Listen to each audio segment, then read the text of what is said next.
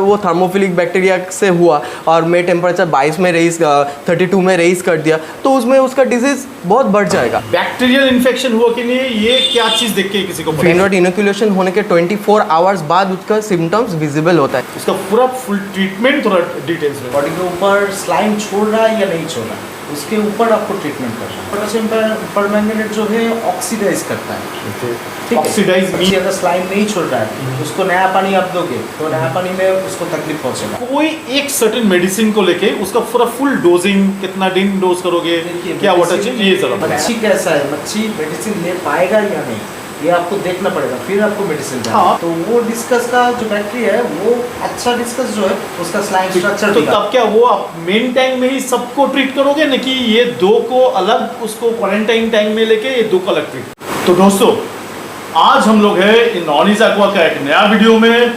We are with nature and H2O and our guest are mister Arunabho and Palash. तो पलाश और अरुणाबो को तो आप लोग कैलकाटा का सभी लोग तो पहचानते ही हो। तो आज हम लोग चर्चा करेंगे इट्स ऑल अबाउट डिस्कस का बैक्टीरियल इन्फेक्शन, और वो भी एकदम गहरा। तो पलाश अरुणाबो ये जरा बोलिएगा कि एज टू डिस्कस का एक मेन जो एक डिजीज होता है ऑब्वियसली बैक्टीरियल इन्फेक्शन, पर मैं जो गौर किया हूं बहुत लोग खास करके जो लोग नया हॉबिस्ट होते हैं वो लोग बैक्टीरियल इन्फेक्शन और फंगल इन्फेक्शन ये दोनों में थोड़ा बहुत कंफ्यूज कर जाते हैं। तो ये जरा बोलिएगा कि फिजिकली एक डिस्कस का क्या कैरेक्टरिस्टिक्स देख के उनको समझ में आएगा कि ये फंगल इन्फेक्शन है, और क्या देख के पता चलेगा कि ये कैसे डिफरेंशिएट करेंगे, फिजिकल कैरेक्टरिस्टिक्स क्या होता है। एक्चुअली डिजीज़ जो है उसका हम लोग बोलते हैं कि ये डिजीज़ है उसका एक्सटर्नल मैनिफेस्टेशन। अगर कोई बैक्टीरिया या कोई फंगस अटैक हुआ है उसका जो एक्सटर्नल मैनिफेस्टेशन होता है, जिसका मतलब होता है कि उसका सिम्टम्स क्या है, इसको समझना सबसे पहला ज़रूरी है। क्या सिम्टम्स है, क्या प्रॉब्लम हो रहा है। अगर ये प्रॉब्लम को हम ठीक से ऑब्जर्व करेंगे तभी हम लोग go for the next stage, that is fungal और that is bacterial infection. Cotton mouth disease और माउथ फंगस डिजीज जो होता है, एक्चुअली फंगल में क्या होता है, जो वाइट कॉटन लाइक स्ट्रक्चर होता है, मे बी वो वाइट नहीं भी हो सकता है, मे बी वो ब्राउन भी हो सकता है, depending on the spore colour the fungal appears like brown और रेड और white what ever it may be. तो यहाँ पे माउथ फंगस से नाम पता ही चलता है, तो उसका जो एक्सटर्नल मैनिफेस्टेशन होगा वो माउथ के चारों ओर ही होगा, और वो जब सेकेंडरी इन्फेक्शन में पहुंच जाएगा तब उसका बॉडी में आना शुरू होगा, पर primary manifestation place is mouth. तो डिस्कस का ये जो पहले होता है ये 2 और 3 रीजन से होता है। एक है एक्सेसिव स्ट्रेस, दूसरा है वाटर क्वालिटी, और तीसरा है वाटर में ऑक्सीजन की लेवल। अगर वाटर क्लियर नहीं होगा तो बहुत ही जाहिर है कि उसमें ऑक्सीजन नहीं होगा। जब भी ऑक्सीजन का लेवल कम होता जाएगा फिश को ऑक्सीजन नहीं मिलेगा, वो वीक होता रहेगा, तभी वो fish more prone to the diseases. Actually अगर वो वीक होगा तो उसका जो इम्यूनिटी सिस्टम है वो ठीक से रिस्पॉन्स नहीं करेगा। तो ज़्यादा होता है कि अगर कोई मछली कहाँ से भी खरीदा, से XYZ किसी भी जगह से खरीदा, वो वूंड है, वूंड मतलब उसका ब्लड वेसल्स ओपन है और स्किन वहाँ पे प्रेजेंट नहीं है। स्किन हम लोगों का प्रोटेक्टिव लेयर है, तो अगर वहाँ पे रिमूव्ड है तो वो उसमें से पैरासाइट हो, बैक्टीरिया हो या फंगस हो, उसका जो अंदर जाना वो इन्वर्टिबल है। अगर वाटर क्लियर नहीं रहा तो, अगर और प्रॉपर मेडिकेशन नहीं मिला, अगर उसके अगर फिश को जानते ही है आप, फिश ज़्यादातर जो फाइट करते हैं वो माउथ से ही करते हैं। तो उससे अगर एक फिश दूसरे फिश से जॉ लग कर दिया तो जाहिर सी बात है कि उसके जॉ में डैमेज होगा, तो वहाँ पे कुछ वुंड होगा या कट हो जाएगा। तो वहाँ पे अगर जो नेक्स्ट टैंक पे जा रहा है और जो एग्जिस्टिंग टैंक में है वहाँ का पानी अगर अच्छा नहीं है, एनवायरनमेंट अच्छा नहीं है, वो बहुत स्ट्रेस्ड होगा। अगर किसी को वुंड लगेगा तो डेफिनेटली वो स्ट्रेस्ड होगा। मुझे दर्द हो रहा है कि फिश बोल नहीं सकते, वो डिफरेंट बात है, पर वो तो फील तो वैसे ही करते। टेम्परेचर डिफरेंस भी अगर बहुत हुआ तो भी एक चांसेस। नो, एक्चुअली टेम्परेचर का जो बात है वो अलग सा है। बैक्टीरिया और फंगस का ऑप्टिमल ग्रोथ टेम्परेचर होता है 24 to 31, depending on thermophilic bacteria जो होता है, जो गर्मी ज़्यादा पसंद करते हैं, वो 40 to 40 डिग्री पे भी होता है। तो हमें जानना होगा अगर वो थर्मोफिलिक बैक्टीरिया से हुआ और मैं टेम्परेचर 22 में रेज 32 में रेज कर दिया तो उसमें उसका डिजीज़ बहुत बढ़ जाएगा।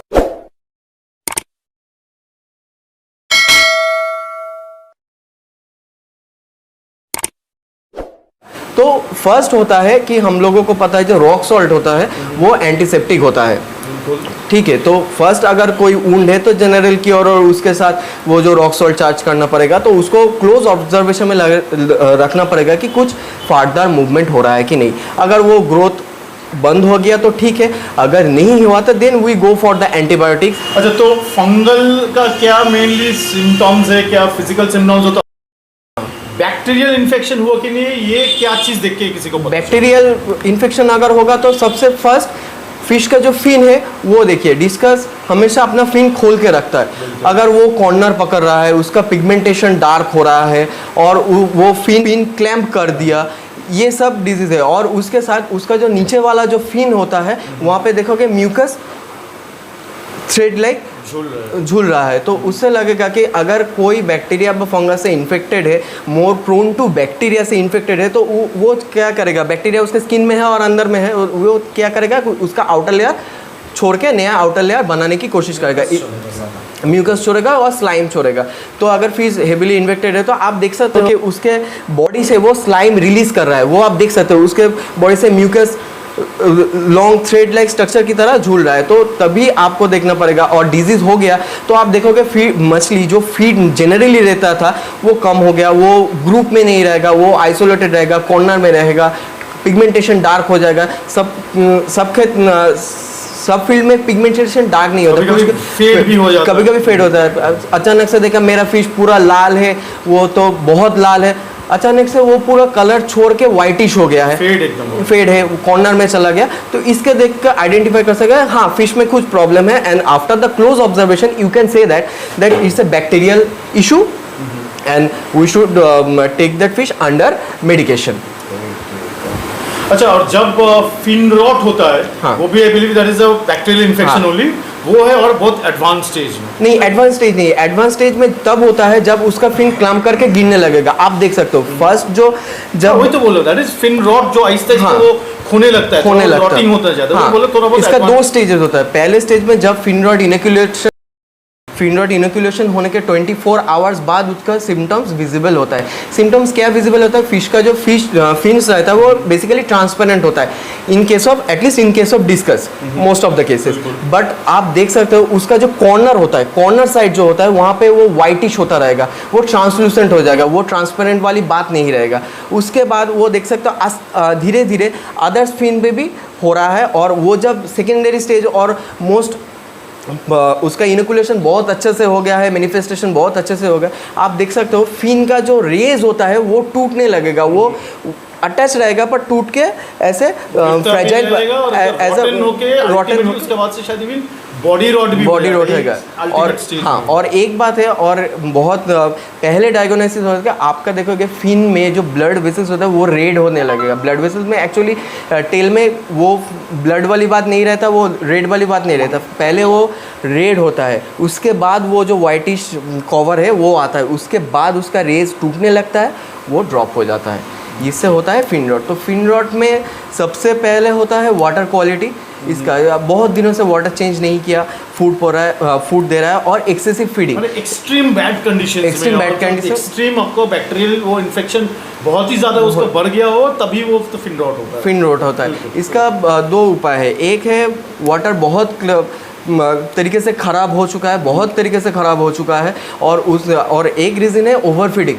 हम लोग करते हैं कि जो लोग हॉबिस्ट होते हैं उसके लिए पॉसिबल नहीं होता कि अगर 2 दिन में या 1 दिन में और ऑल्टरनेटिव डे में वाटर चेंज करो, तो अनइटन फूड जो होता है, अनइटन फूड टैंक पे रहता है, वो हाईली न्यूट्रिशियस होता है, उसमें एक्चुअली GHM हो या अदर, और उसमें जो प्रोटीन जो इंग्रेडिएंट होता है वो बहुत ही ईजी स्टेज में होता है, ईजी टू डाइजेस्ट।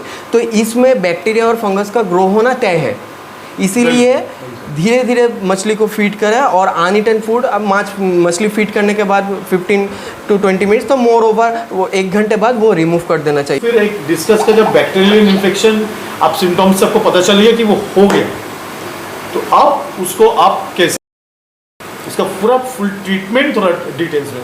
देखिए प्राइमरी सेकेंडरी इन्फेक्शन हो गया है तो उसका तो आपको देखना पड़ेगा वो इंटरनल से आ रहा है या एक्सटर्नली हुआ है। अगर इंटरनल से कुछ आता है तो मतलब क्या कुछ जैसे पॉलास्ता बोला कुछ कट वगैरह था उससे बैक्टीरिया पेनिट्रेट करके अंदर गया उसके वजह से कुछ आ रहा है और बाहर से पकड़िए बाहर का तरफ जो मतलब बैक्टीरिया की वजह से जो इन्फेक्शन आ रहा है बॉडी पूरा काला हो गया डार्क हो गया वैसा तो उसके वजह से आप जब भी ऐसा कुछ मतलब फेसबुक में भी देखता हूँ बहुत ज़्यादा जगह में देखता हूँ तो लोग बोलते हैं कि पानी चेंज करो 32 टेम्परेचर कर दो और रॉक सॉल्ट डाल दो। और एक भी बात है कुछ मच्छी का अगर स्किन मतलब स्किन के ऊपर पूरा बैक्टीरिया का लेयर हो गया है वो म्यूकस छोड़ रहा है या फिर उसका स्किन का जो प्रोटेक्टिव लेयर है वो चला गया है ठीक है तो वो धीरे धीरे रिकवर हो रहा है तभी जो पानी है वो पानी के मतलब चेंज करके नया पानी देने से मच्छी को तकलीफ होता है ठीक है। मच्छी देखेंगे कि और भी ज़्यादा स्ट्रेस में चला गया तभी आप स्ट्रेसिंग डालोगे आपका मेडिसिन डालोगे रॉक सॉल्ट डालोगे तो उससे प्रॉब्लम होता है मच्छी तकलीफ में चला जाता है मतलब उसका प्रोटेक्टिव लेयर जब नहीं होता तो आपको देखना पड़ेगा तो मतलब इन्फेक्शन कैसा हुआ है। हाँ मतलब वो एक्सेसिव स्लाइम छोड़ रहा है फिर तो आप पानी चेंज करो उसके ऊपर कुछ स्लाइम ही नहीं है कुछ भी नहीं है फिर आप पानी चेंज करोगे मच्छी तुरंत ही मर जाएगा दम तो आप बोल रहे हो अगर वो स्लाइम नहीं छोड़ेंगे तो आप पानी चेंज आप नहीं करोगे? नहीं स्लाइम अगर नहीं छोड़ेंगे तो पानी चेंज करने से वो बैक्टीरिया जो है वो और भी अच्छी तरह से पेनिट्रेट करता है बॉडी में मच्छी को प्रॉब्लम आता है। एक सेट पानी है मतलब एक टैंक है जिसमें सेटल पानी है तो उसमें मच्छी घूम रहा है या कॉर्नर पकड़ के रखा है तो उसका स्किन जो लेयर है जो प्रोटेक्टिव लेयर है वो नहीं है। नया पानी अगर आप दे रहे हो उसका 1 डिग्री 2 डिग्री ऊपर नीचे होता है कुछ मतलब TDS है जिसका जैसे पानी दबा हुआ होता है उसके ऊपर भी वैसे ही दबाव क्रिएट होता है तो उससे और भी ज़्यादा तकलीफ होता है। तो आपको पहले देखना है कि बॉडी के ऊपर स्लाइम छोड़ रहा है या नहीं छोड़ रहा है उसके ऊपर आपको ट्रीटमेंट करना है। तो अब बोले कि जो भी अब बैक्टीरियल डिजीज जब हुआ है अब तो कुछ ना कुछ दवाई तो आप दोगे हाँ। तो वो फिर क्या दवाई दोगे और फिर कैसे डालोगे उसका डोजेज क्या है हाँ। कितना दिन का ट्रीटमेंट वो थोड़ा डिटेल में। ऐसा है कि जब बैक्टीरियल प्रॉब्लम हो रहा है बैक्टीरियल इन्फेक्शन हुआ है अगर वो स्लाइम नहीं छोड़ रहा है तो आपको तुरंत ही कोई एंटीबायोटिक देना पड़ेगा जो एंटीबायोटिक मतलब उसके गिल से इंटेक होने के बाद वो स्लाइम फिर से प्रोड्यूस करेगा फिर उसके बाद आप पानी चेंज कीजिए फिर सब करिए मतलब एंटीबायोटिक जो है वो दीजिए। पहले आप पोटेशियम परमैंगनेट दे सकते हैं पोटेशियम परमैंगनेट दे के पूरा वाटर डाउन करके फिर वाटर रेस करके बैक्टीरियल इन्फेक्शन होने के समय पोटेशियम परमैंगनेट तो वो कितना फिर देना चाहिए वो but I think this is very risky for अगर कोई नया अगर हो जिनको प्रॉपर डोजिंग मालूम नहीं है तो आई थिंक पोटेशियम ना करे तो इट्स बेटर। नहीं पोटेशियम डिपेंड्स ऑन उनका एक्सपीरियंस लेवल के ऊपर because potassium permanganate is actually little bit risky. हाँ एक ना एक दिन तो सीखना पड़ेगा बिल्कुल वैसे। हाँ तो उसका डोजेज आप कहेंगे बोल दीजिए आप तो सीखे हो तो आप 0.02 मिलीग्राम 1 लीटर में हाँ वैसे चल जाएगा। आपको कलर देख के देखना पड़ेगा अगर आपका व्हाइट पैड है तो कलर देखना पड़ेगा अगर आपको रिस्की लग रहा है तो एकदम लाइट पिंक जो है वही दीजिए वो देखिए 15 मिनट रिस्की में बोल रहा हूँ that is in case of PP का बाथ दो तो हाँ। और एल्स कोई आप नॉर्मल पूरा टैंक में हल्का सा potassium that is not a risky exact तो वो देखिए आप 1-1.5 घंटा हल्का पिंक हुआ है उतना ही करते अंदाज से 1-1.5 घंटा रख दिया फिर हल्का से क्लियर कर दिए या पूरा पानी। अच्छा तो ये पोटेशियम परमैंगनेट एक्चुअली इधर में क्या काम करता है?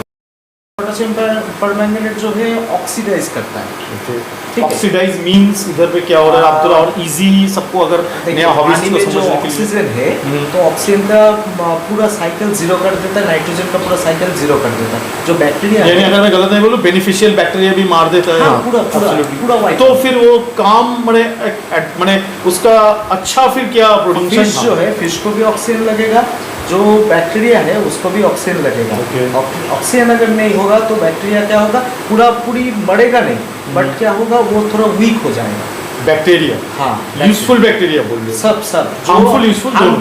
एक्चुअली क्या है, टैंक में हार्मफुल भी है, useful दोनों ही भी है, बिल्कुल। ठीक है। हमको क्या चाहिए, हार्मफुल तो नहीं चाहिए, यूजफुल ही चाहिए। बिल्कुल। हार्मफुल को हटाने के लिए यूजफुल को भी अगर मारना पड़ता है तो मारेंगे। ठीक है, सही बात। मतलब हार्मफुल भी थोड़ा मरेगा, यूजफुल भी मरेगा, इनफैक्ट पूरा ही मरेगा। मरेगा, थोड़ा मरेगा, बट जिंदा रहेगा। अच्छा, थोड़ा मरेगा यानी थोड़ा मतलब क्वांटिटी में weak मरेगा और थोड़ा, weak हो जाएगा थोड़ा। अच्छा, आप जो बोल रहे हो वीक हो जाएगा थोड़ा, Okay। थोड़ा पूरा पानी पर वो पूरा का पूरा मरता नहीं है। नहीं, पूरा का पूरा एकदम मरता नहीं है। अच्छा, ओके, तो पूरा पानी से पानी को मतलब डाउन करके फिर पानी अप कर लेते, फिर क्या है सॉल्ट देते हैं, तो वो सॉल्ट क्या तो यानी आप बोलना चाह रहे हो ये सिर्फ हार्मफुल बैक्टीरिया को मारने के लिए ही सिर्फ पीपी। देखिए, एक है जो आप मेडिसिन दे रहे हो, तो वो मेडिसिन जब मतलब विड्रॉल कर रहे हो, तो जो मतलब बॉडी से स्लाइम निकला हुआ है, वो स्लाइम पूरा स्ट्रक्चर जो है उसमें जो भी बैक्टीरिया जो भी है वो बॉडी से निकल जाना चाहिए। इसके वजह से ऑक्सीडाइज होता है। ऑक्सीडाइज जब होता है वो बॉडी से ऐसे चिपका हुआ होता है तो नीचे गिर जाता है। देखिए, मैं आपका पूरा जो बैक्टीरियल इन्फेक्शन को ठीक करने का उसका स्टार्टिंग प्रोसेस में पूरा समझा नहीं, मतलब कौन सा पहले है, क्योंकि पहले एक बार आप बोल रहे हो मेडिसिन को निकालने के लिए, तो मेडिसिन तो आप दिए ही नहीं हो, आप स्टार्टिंग प्रोसेस ही कर रहे हो, देखिए, पोटेशियम पाउडर दे रहे हो। दो चीज़ें, एक आप वो मच्छी स्लाइम छोड़ रहा है क्या वो देखने का, दूसरा जो मच्छी स्लाइम नहीं छोड़ रहा है वो देखने का। अगर मच्छी स्लाइम नहीं छोड़ रहा है तो वो टैंक आप पीपी देख के उसके बाद भी कर सकते हो, उसके पहले भी कर सकते हो। मतलब जो एंटीबायोटिक है वो पहले भी आप डाल सकते हो, पहले डाल के फिर पीपी। हाँ। अच्छा, इससे क्या होता है, तो मच्छी अगर स्लाइम नहीं छोड़ रहा है उसको नया पानी आप दोगे तो नया पानी में उसको तकलीफ पहुंचेगा। अच्छा, ठीक है, तो अगर आप मेडिसिन दे रहे हो तो वो क्या है, स्लाइम छोड़ेगा, वो बैक्टीरिया वो स्लाइम खाएगा ऐसा। उसके बाद आप पीपी दो, पीपी दे के पूरा वाटर लेवल डाउन करो, फिर वाटर लेवल अप करो, फिर आप रॉक सॉल्ट ऐड करो। उससे क्या होता है, वो जो इक्विलिब्रियम काम करता है, मतलब डिहाइड्रेट होता है। ठीक है, तो वो बैक्टीरिया बॉडी को पकड़ सकता है, बट उतना इफेक्टिवली काम नहीं करता है। अच्छा, थोड़ा बहुत उसका कॉलोनाइज कम भी होता है, और बोल सकते हैं कि मतलब मच्छी जो है बीमार है, अंदर से भी है बाहर से भी है, तो वो ठीक करने के लिए आपको कंटिन्यू वो एंटीबायोटिक देना पड़ेगा। कि फिर अब जो मेन जो बैक्टीरियल एंटीबायोटिक जो होता है उसका फिर मेन जो डोजिंग वो कब कैसे दीजिएगा, फिर कितना उसका डोजिंग कितना दिन दीजिएगा, किस तरह से वाटर चेंज, ये देखे थोड़ा। मच्छी कैसा है, मच्छी मेडिसिन ले पाएगा या नहीं, ये आपको देखना पड़ेगा, फिर आपको मेडिसिन देना। कोई एक सर्टेन मेडिसिन को लेके उसका पूरा फुल डोजिंग कितना दिन डोज करोगे, क्या वाटर चेंज, ये जरा। तो वो डिस्कस का जो बैक्टीरिया है वो अच्छा डिस्कस जो है उसका स्लाइम स्ट्रक्चर भी डोजिंग जो होता है एंटीबायोटिक का, एंटीबायोटिक क्या एंटीबायोटिक दीजिएगा, आप क्या यूज करते हो? सिफ्रन है, सिप्रोक्स है, पैराक्सिन